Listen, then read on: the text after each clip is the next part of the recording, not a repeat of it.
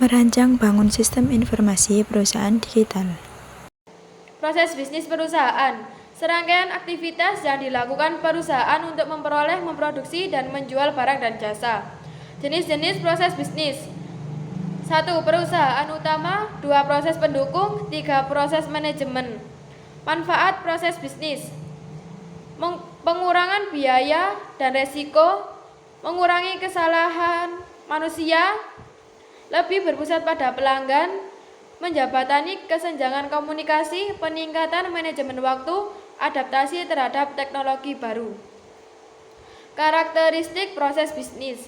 Yang pertama, kejelasan. Adalah sebuah proses bisnis membutuhkan batasan input dan output yang jelas. Yang kedua, terorganisir. Adalah proses bisnis harus terdiri dari aktivitas yang terorganisir secara spesial dan temporal. Yang ketiga, penerima. Adalah proses bisnis membutuhkan penerima hasil proses. Yang keempat, nilai tambah. Adalah transformasi yang dilakukan oleh proses harus memiliki nilai tambah bagi penerima. Yang kelima, terintegrasi. Adalah proses tidak dapat berdiri sendiri tetapi harus terintegrasi ke dalam struktur organisasi. Yang keenam, multifungsi. Adalah proses umumnya mencakup banyak fungsi tetapi tidak selalu. Proses bisnis. Yang pertama, pemodelan, yaitu pengguna dapat secara grafis mendefinisikan dan merancang struktur berdasarkan proses bisnis. Yang kedua, integrasi, kemampuan untuk menghubungkan elemen-elemen dari suatu proses sehingga mereka dapat berkolaborasi dan berbagi informasi untuk mencapai tujuan yang telah diterapkan. Yang ketiga, pengawasan, kemampuan untuk memantau dan mengontrol berita berdasarkan proses bisnis saat ini dan berita dari setiap peserta yang terlibat dalam proses bisnis. Pengembangan sistem dan perancangan ulang. Tahapan pengembangan sistem perusahaan digital. Tahap pengembangan startup, tahap pengembangan send and development dalam startup. Tahap pengembangan startup. Yang pertama, send and development. Yang kedua, startup stage. 3, growth and establishment. Yang keempat, expansion.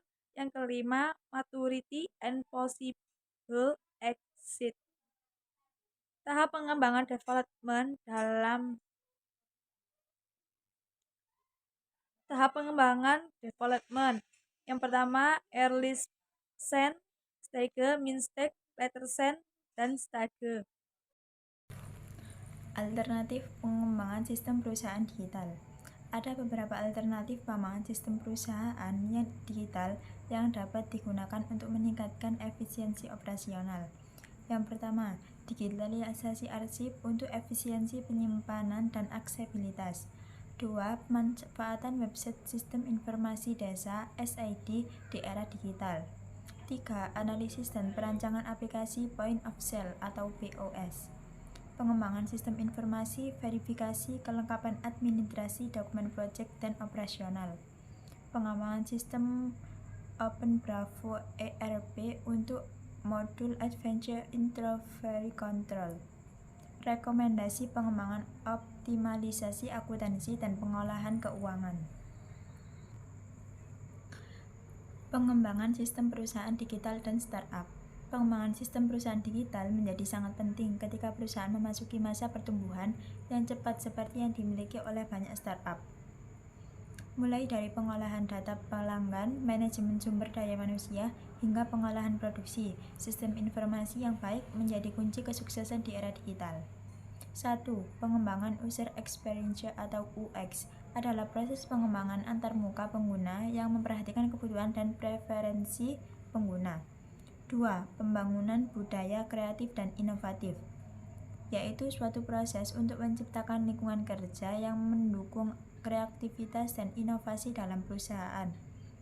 3. Pengembangan digital sistem database adalah untuk suatu proses pengembangan aplikasi yang bertujuan untuk membangun sistem database yang dapat menyimpan, mengolah, dan memanipulasi data secara efisien dan efektif.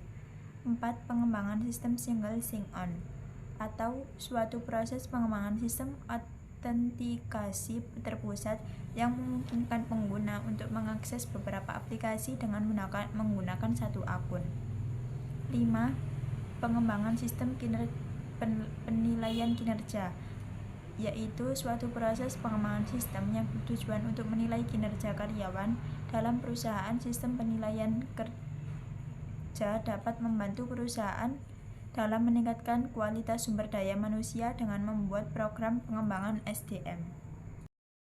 Ada beberapa alasan mengapa startup tidak berkembang. 1. Pendiri startup tidak memahami potensi pertumbuhan bisnis. 2. Ketidakmampuan pendiri startup untuk mengelola hal-hal yang berkaitan dengan strategi perbaikan perusahaannya. 3.